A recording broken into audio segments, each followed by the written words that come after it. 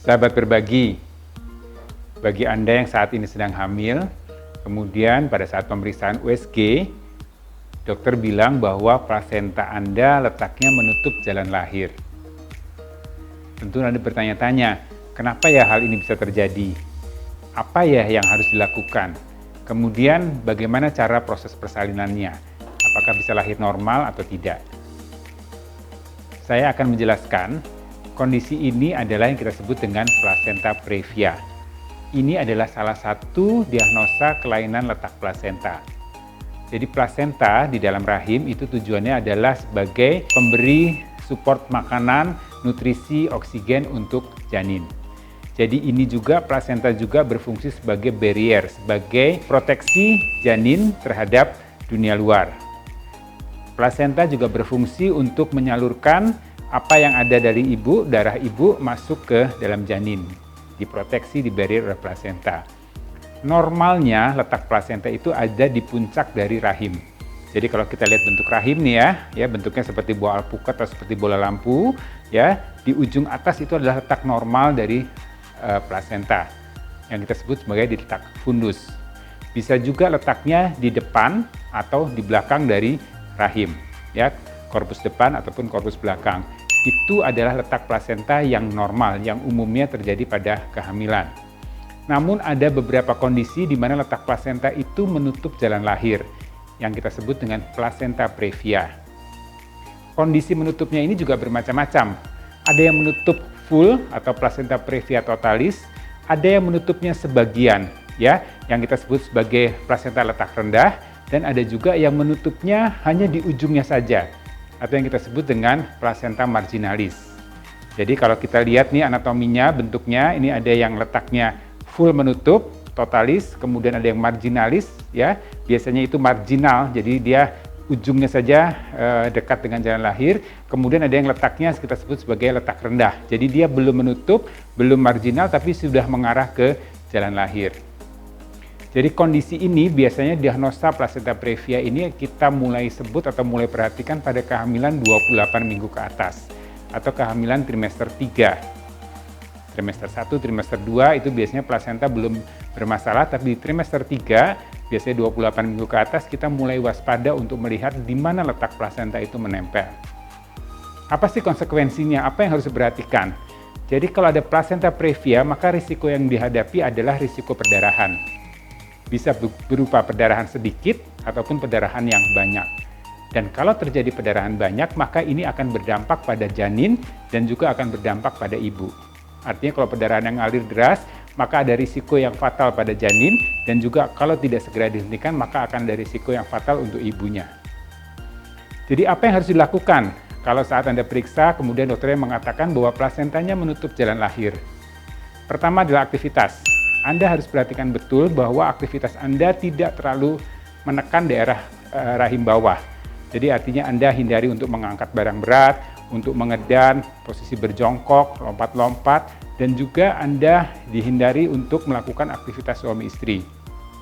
Kenapa? Karena plasenta itu, kalau Anda pernah lihat plasenta, dia seperti tahu, ya. Jadi dia lunak tapi keras begitu ya, dan di dalamnya penuh dengan pembuluh darah. Kalau dia robek atau dia tersentuh atau dia ada trauma pada daerah plasenta, maka karena banyak pembuluh darah di sana, dia akan mengalir darah yang cukup deras. Jadi itu yang harus Anda perhatikan. Kemudian bisa tidak plasenta tadi bergeser atau berubah posisi?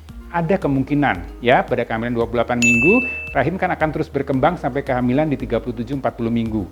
Nah, kalau dia menempel di daerah tepi yang marginal atau letak rendah, pada saat rahim bertambah besar dengan bayi yang bertambah besar, maka kita harapkan plasenta tadi yang menutup jalan lahir mulai bergeser ke arah atas. Ini proses terjadi alami dengan proses rahim yang makin membesar. Jadi tidak ada upaya lain dari luar yang bisa kita lakukan. Ya, jadi tidak bisa dengan posisi tidur, posisi digeser, atau dengan makanan, minuman, maupun obat-obatan. Ini semuanya kita pantau dengan USG dari waktu ke waktu, ya, kurang lebih 2 minggu sekali kita lihat. Kalau plasentanya sampai di akhir kehamilan atau di 37 minggu, 40 minggu, dia tetap menutup jalan lahir, maka proses persalinannya mau tidak mau harus dengan sesar. Jadi sesar ini adalah pilihan yang terbaik untuk pasien-pasien dengan plasenta previa. Bukan pilihan sih, memang tidak ada pilihan lagi. Jadi harus lewat perut, karena lewat vagina dia jalannya tertutup, ada risiko terjadi perdarahan. Nah, kapan operasi ini dilakukan? Sebisa mungkin kita berharap pada kehamilan 37 minggu atau cukup bulan. Tapi beberapa kondisi bisa juga terjadi perdarahan spontan sebelum 37 minggu. Nah, kalau hal itu terjadi dan memang ini sudah cukup emergensi, tidak bisa kita selamatkan lagi, maka di umur berapapun kehamilan tersebut harus segera kita lakukan tindakan operasi sesar. Karena tujuannya adalah untuk menyelamatkan ibu dan juga untuk menyelamatkan janin. Plasenta previa adalah suatu diagnosa yang kita tegakkan pada kehamilan di trimester 3. Ini dengan pemisahan ultrasonografi. Anda sebagai ibu hamil tidak merasakan keluhan apa-apa selain tadi pada pemeriksaan USG, dan juga kalau memang Anda belum USG biasanya akan ada tanda gejala perdarahan yang terjadi tanpa adanya kontraksi atau mulus. Jadi terjadi perdarahan secara spontan. Mungkin saat Anda duduk, saat Anda nonton TV, pada saat Anda berbaring, terjadi perdarahan spontan. Hati-hati, kemungkinan perdarahan itu terjadi oleh karena plasenta previa. Ada yang bertanya, dok, bagaimana kalau dari awal saja plasenta itu diarahkan supaya tidak menempel di jalan lahir atau menutup jalan lahir? Ada beberapa pendapat dari para ahli yang mengatakan biasanya plasenta previa ini terjadi pada kehamilan yang sudah kedua atau ketiga, jadi jarang pada kehamilan pertama.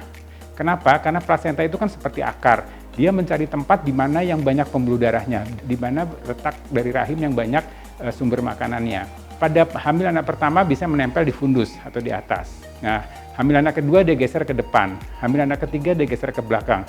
Hamil anak berikutnya dia kemudian mencari tempat yang lebih banyak mungkin di daerah bawah. Jadi yang atas sudah habis atau sudah berkurang, kiri kanan berkurang, kemudian dia mencari tempat di bawah.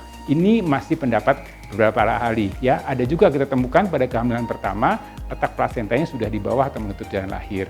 Ada juga yang berkata, oh mungkin pada saat proses implantasi atau menempel, ibunya banyak gerak, banyak aktivitas, sehingga pada saat menempel dia goyang-goyang, kemudian dia nempel di jalan lahir. Ya, pendapat ini masih belum bisa dikonfirmasi secara pasti karena letak menempelnya buah kehamilan di dalam rahim, ini sampai saat ini masih belum bisa dikontrol oleh kita sebagai manusia maupun sebagai tenaga medis. Mudah-mudahan informasi ini bermanfaat. Apabila Anda suka, silakan di-like. Apabila Anda perlu membagikan untuk teman Anda, saudara Anda, kakak, adik, ataupun siapapun itu, bisa Anda share informasi ini. Apabila ada komen, ada saran, silakan Anda tulis dalam kolom komen. Saya Dr. Boy Abidin, senang bisa berbagi.